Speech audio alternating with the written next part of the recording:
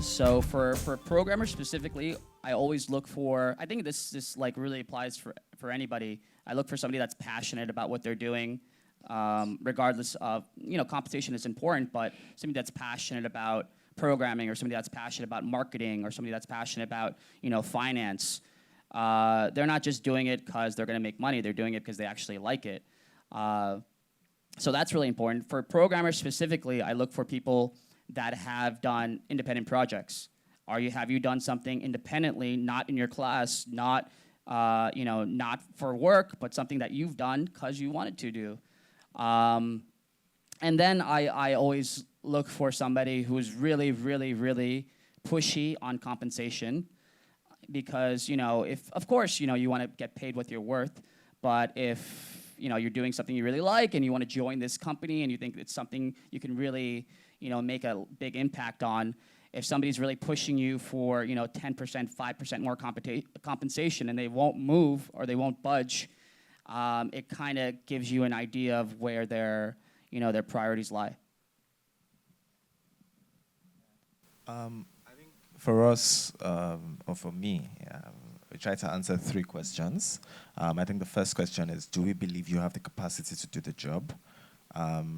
The second question is, do we believe you will drive, you can get the right results? So one thing is to be able to have the capacity. Number 2 is to be able to actually achieve the results. And then number 3 is that will you demonstrate Paystack's values? I think one of which are? Exactly. That's exactly what I was about to say. I think when I think about the kind of company we're building, and when I think about what is going to make us successful, I think it definitely won't be money, because so many other companies that are playing in our space have money. They have licenses, they have everything. So I think it's going to boil down to 2 things. What do we believe in that they don't believe in? What are we willing to do that they won't do? And so very early into the company, we defined what our values were. We have 6 values. A, choose transparency. So the right Paystack person is very transparent about their work, about what they're thinking, communicate clearly, embrace the mission.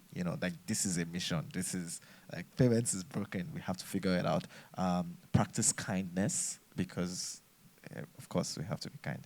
Pursue growth and learning, and insist on high standards, because payments is very high. So thankfully now we're about 90 people. So there's some structure around it now. We have questions that really help us answer some of those things. So I can give you some expo on some of our interview questions if you want to. Yeah. So one of the questions we ask, what I ask is what kind of people do you find it difficult to work with? And so in the way they answer that question, you start figuring out the kind of person they are. Another question I'd like to ask. I always like to ask somebody, what do you think that we should be looking for somebody in this role? Exactly. Because if I just ask somebody what their strengths are, they say a bunch of random BS. But if I say, what do you think I should be looking for, then they actually end up describing what their actual strengths are. Exactly. And their experience. Exactly. No, that's correct. Also, just ask people what they're looking for in their next role, and they describe it. So I guess just also pattern matching. My newest product thinking question is how do you design an alarm clock for a deaf person?